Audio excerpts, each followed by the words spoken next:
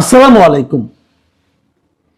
প্রিয় দর্শক, গুলিতে মারাত্মকভাবে আহত ইনকিলাব মঞ্চের মুখপাত্র শরীফ ওসমান হাদির অবস্থা এখনো আশঙ্কাজনক। উনি এভার কেয়ার হাসপাতালে আছেন।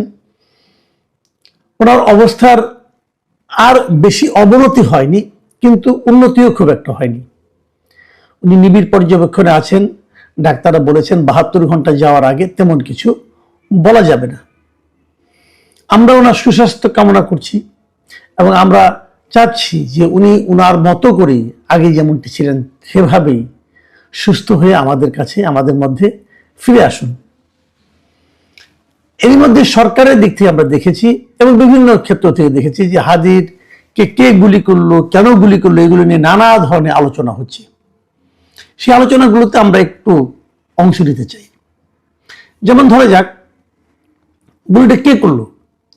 এখন পর্যন্ত যতটুকু দেখা গেছে সিসিটিভিতে, যে একটা ওসমান হাদি যাচ্ছিলেন একটা ব্যাটারি চালিত রিক্সা দিয়ে, তার পাশে দিয়ে ডান দিক দিয়ে যে একটা মোটর বাইকে দুজন ছিল, পেছনের জন গুলি করেছে এবং গুলিটা অব্যর্থ ছিল, নিশানা অব্যর্থ ছিল। এটা দেখে অনেকে ভাবছেন উনি কি কোনো প্রশিক্ষিত ব্যক্তি, একটা চিন্তা আছে। আবার ওই ছবিতে যেগুলো দেখা যাচ্ছে, বেশ কিছু বিভিন্ন অ্যাঙ্গেলের ছবি পাওয়া গেছে। এই ছবিগুলো দেখে তার হাতে কি একটা ঘড়ি ছিল, ঘড়িটা দেখে পুলিশ এবং অন্যান্যরা বলছেন যে এই লোকটার নাম হলো ফয়সাল করিম দাউদ খান।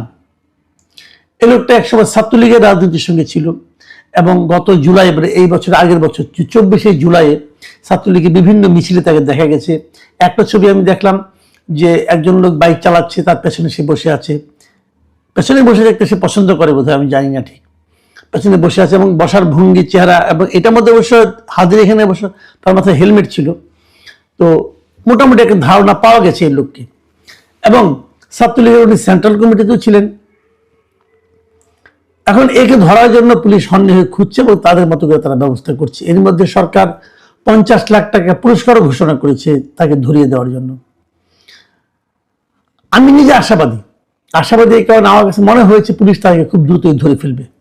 সীমান্তগুলিতেও খুব কঠোর একটা ব্যবস্থা নেওয়া হয়েছে, নিরাপত্তা ব্যবস্থা, যাতে সে বেরিয়ে যেতে না পারে। নানাভাবেই তাকে ধরার জন্য উদ্যোগ নেওয়া হয়েছে এবং আমার মন বলছে যে সে আজকালকের মধ্যে ধরা পড়ে যাবে। আমি জানি না কি হবে, তবে আমি আশা করি ধরা পড়া উচিত, কারণ ধরা না পড়লে একটা বড় ক্ষতি হয়ে যাবে। সেই ক্ষতিটাকে আমি একটু পরে বলছি।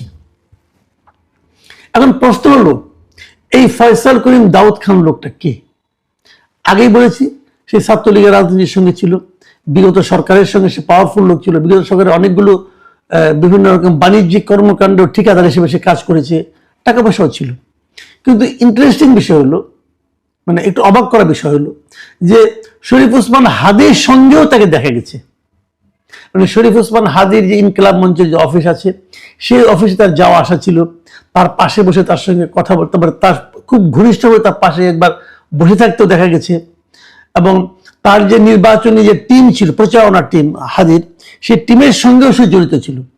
তার মানে সে শরীফ ওসমান হাদির বেশি ঘনিষ্ঠ ছিল। কি করে হলো? ছাত্রলীগের এত বড় একটা জঙ্গি নেতা, হ্যাঁ, সে কিভাবে শরীফ ওসমান হাদির সঙ্গে এত ঘনিষ্ঠ হয়ে গেল? জঙ্গি বললাম কেন? সে কিন্তু অস্ত্র মামলায় আটকও হয়েছিল। এবং ইন্টারেস্টিং হলো, এই সরকারের আমলে, এই বছরের এই 2025 সালের শুরুর দিকে, ফেব্রুয়ারির দিকে, সে কিন্তু আদালত থেকে জামিনও পেয়েছে অস্ত্র মামলায়। এবং এই সংক্রান্ত কিছু কাগজপত্র আমরা দেখতে পেলাম, যে জামিনের যে সেই কাগজটা, সেখানে আবার দেখলাম তার পক্ষে উকিল যারা ছিলেন তারা আবার বিএনপি দলীয় বড় উকিল তারা ছিলেন আর কি। তারা তাকে মুক্ত করার জন্য আবেদন করেছিলেন, মুক্ত করে জামিন নিয়ে এসেছেন। তো যে ছেলেটা অস্ত্র মামলায় আটক হলো, সে আবার জামিনও পেয়ে গেল, সে আবার অস্ত্র দিয়ে হাদিকে মারল। তারও চেয়ে বড় কথা হলো, হাদি কি জানতো না এই লোকটা কে? এই লোকটা যে ইয়ের সঙ্গে, ছাত্রলীগের সঙ্গে ছিল, এটা কি হাদি আনতেন না? না জানা তো কোনো কারণ নেই, কারণ সে তো আপনার বেশ প্রকাশিত নেতা, সবাই তাকে চিনত এবং সে আদালত থেকে বেরিয়ে এসেছে। তাকে উনি তার পাশে বসতে দিলেন কেন? এগুলো কিন্তু অনেকগুলো বিষয় আছে। আবার আরেকটা ছবিতে দেখলাম, সেই ছবিটা সত্য মিথ্যে জানি না, অনেকে বলছে নাকি এআই দিয়ে তৈরি করা হতে পারে, আমি জানি না ঠিক। সেই ছবিতে দেখলাম সাদিক কায়েমের সঙ্গে বসে সে বেশ হাসি ঠাট্টার মতো করছে, খুব দুজনে বেশ উচ্ছল অবস্থায় বসে আছে। এ ধরনের একটা ছবিও দেখলাম। তবে এটা নিয়ে আমার একটু সন্দেহ আছে, এটা হয়তো এআই দিয়ে তৈরি করা হতে পারে, আমি বলতে পারবো না, কারণ আজকে সোশ্যাল মিডিয়াতে খুব দ্রুত অনেক কিছু চলে আসে, আমি ঠিক ক্লিয়ার না। তো যাই হোক, এখন প্রশ্নটা হলো, আমরা যেটা দেখলাম যে ছাত্রলীগের অনেকে কিন্তু এখন যা নাকি এরকম বড় বড় অবস্থায় ছিল, তারা কিন্তু এদের সঙ্গে কিভাবে যেন মিলে যাচ্ছে, কিভাবে যেন জড়িয়ে যাচ্ছে। এই যে জড়িয়ে যাওয়ার বিষয়গুলো, এইগুলো কেন, এটা কেমন রাজনীতি, এবং এই রাজনীতিকে আমি ভালো রাজনীতি মনে করি না, এবং এই রাজনীতির এই যে আপনার একটা মন্দ রাজনীতি, তারই ফল কিন্তু হাদিকে ভোগ করতে হলো, একটা জীবন মৃত্যু সন্ধিক্ষণে থেকে চলে যেতে হলো। তো এটা নিয়েও চিন্তা করা কিন্তু বিষয় আছে। এখন এই যে ছেলেটা এই এতটাই মানে আপনার পরিচিত ছিল, তার সঙ্গে সে সাবেক প্রেসিডেন্ট হামিদ সাহেবের সঙ্গে তার ছবি আছে, আসাদুজ্জামান খান কামালের সঙ্গে তার ছবি আছে, তো তার সেদিকে সর্বব্যাপী আওয়ামী লীগের বড় নেতাদের সঙ্গে ছবি আছে, আবার হাদির সঙ্গে ছবি আছে, সাদিক কায়েমের সঙ্গে ছবি আছে। তো এই ধরনের লোকটা সব জায়গায় কি সবসময় থাকতো, আগেই থাকতো, এই জিনিসগুলো কিন্তু মানে আলোচনায় আসবে। এখন আমি যে প্রশ্নটা আসলে করতে চাই, যেটা খুব জরুরি প্রশ্ন, সেটা হলো হাদিকে গুলি খেতে হলো কেন, হাদিকে হত্যা প্রচেষ্টা করা হলো কেন, হাদিকে হত্যা প্রচেষ্টাটা কারা করলো? দেখুন, হাদির সম্বন্ধে কালকে আমি বলেছিলাম, হাদি যা কিছু বলে খুব উচ্চকিত স্বরেই বলে, বেশ আপনার অ্যাগ্রেসিভ ভঙ্গিতে বলে। এই ভঙ্গিটা অনেকের পছন্দ না, তার কিছু কিছু কথা খুবই মানে গায়ে লাগার মতো, অনেক সময় আপত্তিকর আমার কাছে মনে হয়েছে। সেটা একটা কথা, কিন্তু সেগুলো তো সে নতুন বলে না, সে তো অনেক আগের থেকেই বলে। তাহলে যদি আপনি তাকে মারতে চাইতেন, তো তখনই মারতে চাইতেন, তো তখন না মারতে চেয়ে যেদিন তফসিল ঘোষণা করা হলো তার পরের দিনটাকে আপনি বেছে নিলেন কেন? এটা কিন্তু একটা আমি মনে করি খুবই গুরুত্বপূর্ণ প্রশ্ন। তাহলে কি তফসিল ঘোষণার সঙ্গে হাদিকে অ্যাটাক করার কোন একটা সম্পর্ক আছে?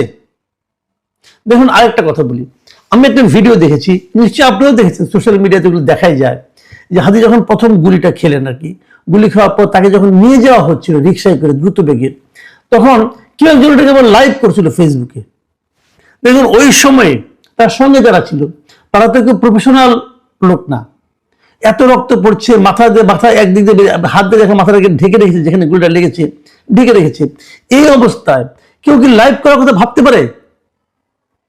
কেউ একজন লাইভ করছিল ফেসবুকে, এবং সেই লাইভের ছবিটা আমি দেখলাম, এবং সেই লাইভ যে করছিলেন তিনি আবার বলছিলেন, মুখে উচ্চারণ করছিলেন যে ঢাকা 8-এ হাদি ভাই প্রার্থী হওয়ার কারণে তাকে আজকে গুলি করা হলো।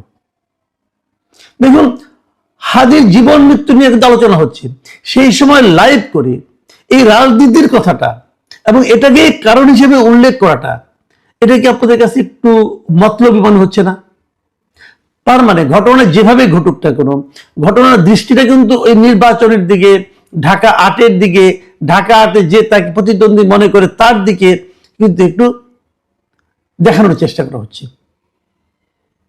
এই কাজটা কেন, এই কাজটা কে করলো? আমার মনে হয় তাকেও জিজ্ঞাসাবাদ করা উচিত যে তুমি কি করে বুঝলে যে ঢাকা 8-এর নির্বাচনের কারণে, নির্বাচনে প্রার্থী হওয়ার কারণে তাকে গুলি করা হয়েছে? এটা কিন্তু তাকে আমি মনে করি যে জিজ্ঞাসা করা উচিত, ভাই তুমি এটা কোথায় পেলে, কিভাবে পেলে? এটার মাধ্যমে কি তুমি দৃষ্টিটাকে অন্যদিকে ঘুরিয়ে দিতে চাচ্ছ? প্রকৃতপক্ষে যারা দায়ী অথবা যারা করেছে তাদেরকে তুমি চেনো বলেই কি তুমি অন্যদিকে দৃষ্টি সরাতে যাচ্ছ? দেখুন, আরেকজন খুব বিখ্যাত, অথবা আমি জানি না তাকে কি বলবো, বিদেশ থেকে উনি ইউটিউব করেন এবং নানা রকম সোশ্যাল, নিজেকে ইনফ্লুয়েন্সার হিসেবে ভাবেন মনে হয়, ওনার প্রচুর ফলোয়ার আছে, মিস্টার ইলিয়াস হোসেন।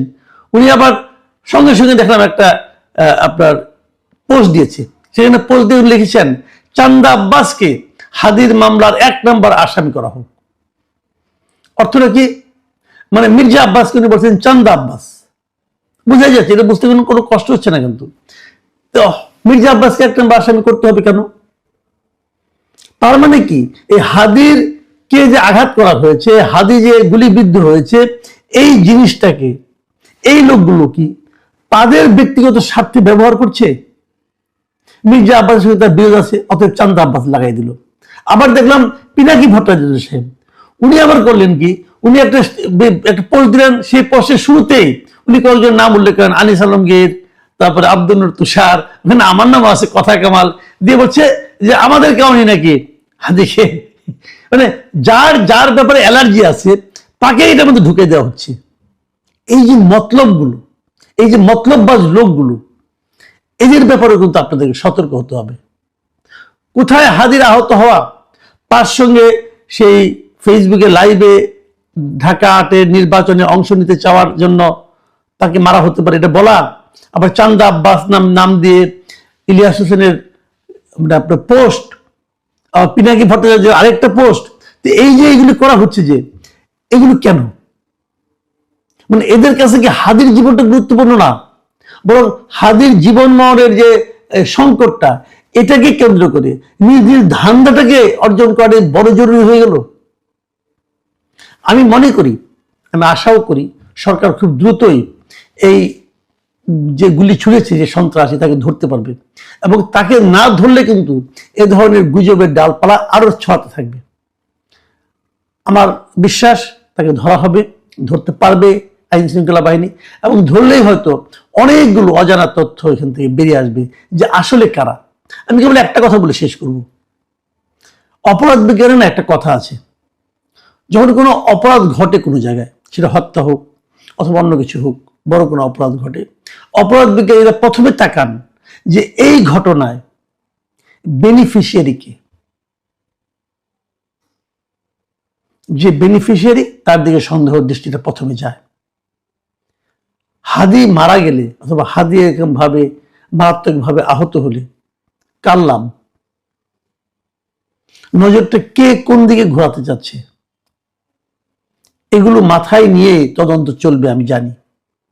আপনারাও এভাবে মাথায় রেখেই আপনাদের চিন্তাগুলোকে পরিচালিত করুন। প্রিয় দর্শক, এখন এ পর্যন্তই। আল্লাহ হাফেজ।